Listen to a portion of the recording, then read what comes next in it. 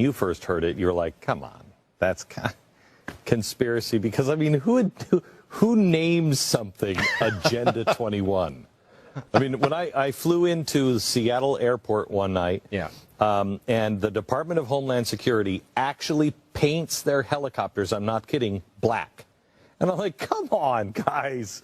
Really, you've got actual black helicopters. So I didn't believe it. And we started doing our research, and it's so overwhelmingly out in the open. You can't believe that nobody else is looking. For everyone here tonight not familiar with Agenda 21, I would suggest that this is the beginning of your learning curve, not the end. Good evening, I'm Rosa Corey. I'm the Executive Director of the Post-Sustainability Institute. And I'm glad to be here tonight. It's an important night because we're drawing something out of the shadows. And it's important to talk about it. It's not a conspiracy theory, it's a conspiracy fact. This is Agenda 21. This is the United Nations plan. It's a 300-page, 40-chapter plan.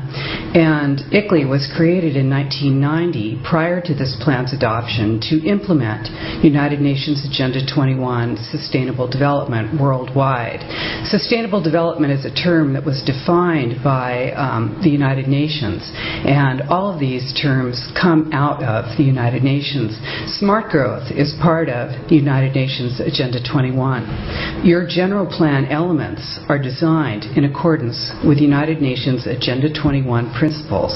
The plan restricts your choices, it limits your ability to govern yourself, and it takes away your freedom. This seems like a rhetorical statement, but it really is not. This is actually what this plan does.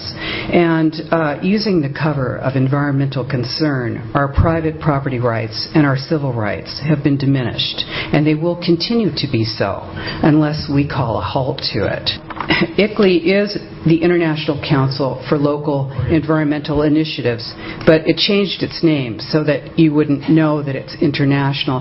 It seems like all of these things seem like they sound so good. Sustainable development, green, vibrant, walkable, bikeable. You know, how could you be against that? But really, when you know about this plan, it is really very serious. Did you know that there's regional plans all across the nation right now that are being rolled out that are all exactly the same? They're all in alignment with the principles of UN Agenda 21. And ICLEI is their agent. An NGO is an affiliate of the United Nations. That's what that means. They're not part of this government. They're outside, coming from outside of our nation. And they don't have the best interests of Americans at heart. What they're going for is 11 regions in North America, not states, not our 50 states, 11 regions. They will be appointing people to do the planning and the running and the operation of those regions through the United Nations. The International Council of Local Environment is an oxymoron to me. What does the International Council have to do with our local environment? On the ICLEI website, it says 200 local governments from 43 countries convened at our inaugural conference, the World Congress of Local Governments for Sustainable Future at the United Nations in New York. I think there's a connection. Wouldn't you agree, Mr. Mora? I am patently against ICLEI and Agenda 21. And I urge the city, as a resident, to withdraw your membership. That's not to say give up your green programs. That's not to say give up striving to have a better environment. But disconnect from this organization. It is not good, folks. This isn't about green. Green is just the guise. Green is just the guise until we open our eyes and realize that control is how the people that you're working for really roll. Here is the Local Agenda Planning Guide, ICLEI. Local Agenda Planning Guide, ICLEI. If you open this up, it's from Maurice Strong. It talks about the United Nations. It talks about Agenda 21. This is it. You cannot deny that they are not connected. Neither the United States Congress nor the American people have voted for Agenda 21's implementation. They are there to indoctrinate people on the local level and bring it up through the state until it's a reality. And these people are all here tonight because they sense the same jeopardy. I hope that you understand this is bigger than all your tree questions and your trash disposal or anything else. Former President of the United States, George Bush Sr. said, effective execution of Agenda 21 will require a profound reorientation of human society, unlike anything the world has ever experienced. A major shift in the priorities of both governments and individuals, and an unprecedented redeployment of human and financial resources.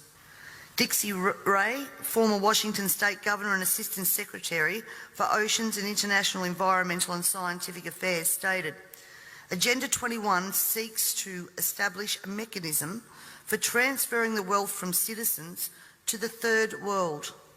Fear of environmental crisis would be used to create a world government and UN central direction. This segment of our society, who fear one world government and UN invasion, through which our individual freedoms will be stripped away, would actively work to defeat any elected official who joined the conspiracy by undertaking Agenda 21. So we will call our process something else. We will call it comprehensive planning, or growth management, or smart growth.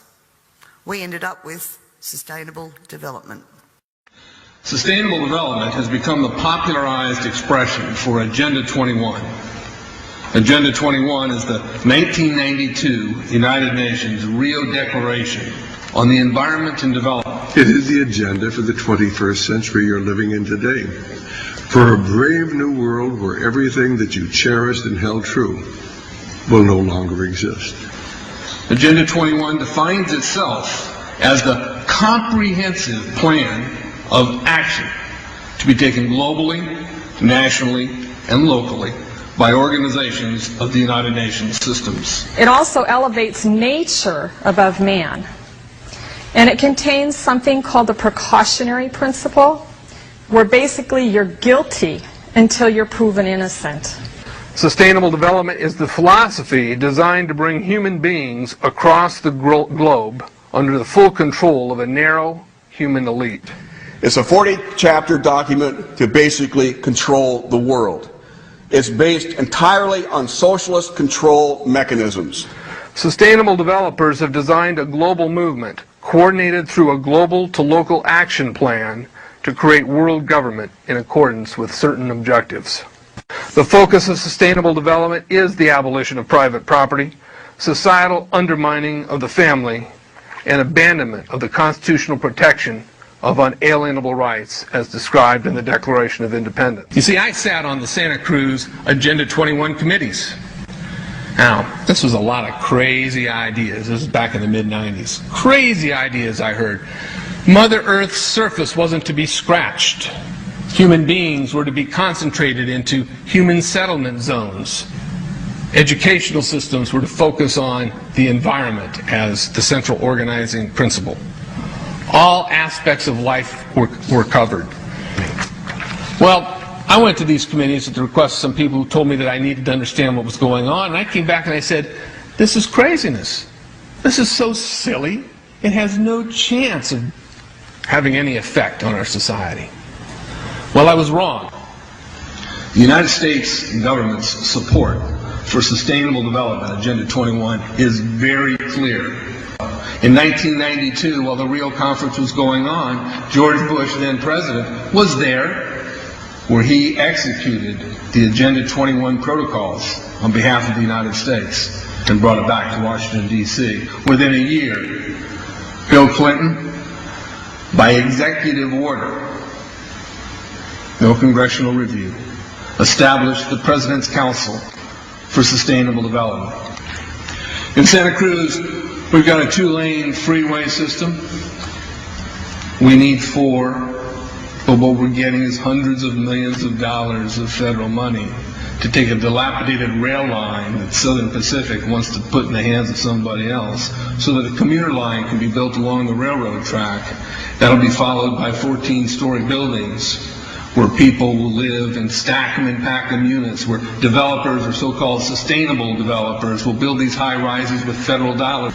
It's a partnership between selected developers building this new world order and the government using the American taxpayer dollars in order to do it.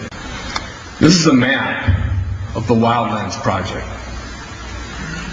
To explain the map, the red are areas that are to be off limits to human beings. No resource development, no human activity. If you live there, you won't. Coming up, if you don't live in a major metro area, you might want to pack your bags. Years ago, moving to the suburbs was a sign that you were making a better life for yourself and your family. But our next guest details a government report suggesting there may be a long-term plan to change all that for you. The effort to, quote, Manhattanize America. If you live in the suburbs, don't get too comfy. Our next guest says the Obama administration has plans to push Americans slowly but surely out of the burbs and into the big cities as a means to, quote, spread the wealth around. The yellow areas are the areas for major control of all human activity. If you live there, you won't. The black areas, the black dots, are the smart growth zones. That's where human beings are to be stacked and packed in small living units along rail tracks. Notice, the barbed wire faces in, not out. All right, we're going to go ahead and get out here. Take a look at this a little closer. Stick with me. Okay.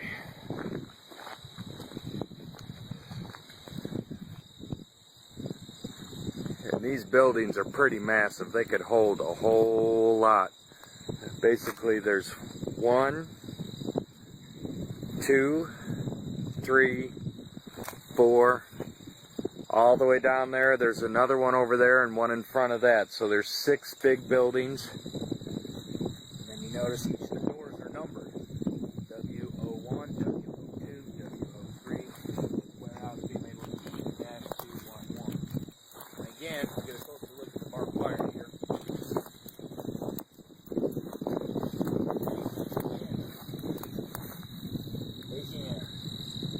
You can see the railroad tracks that go on the sides of all the buildings.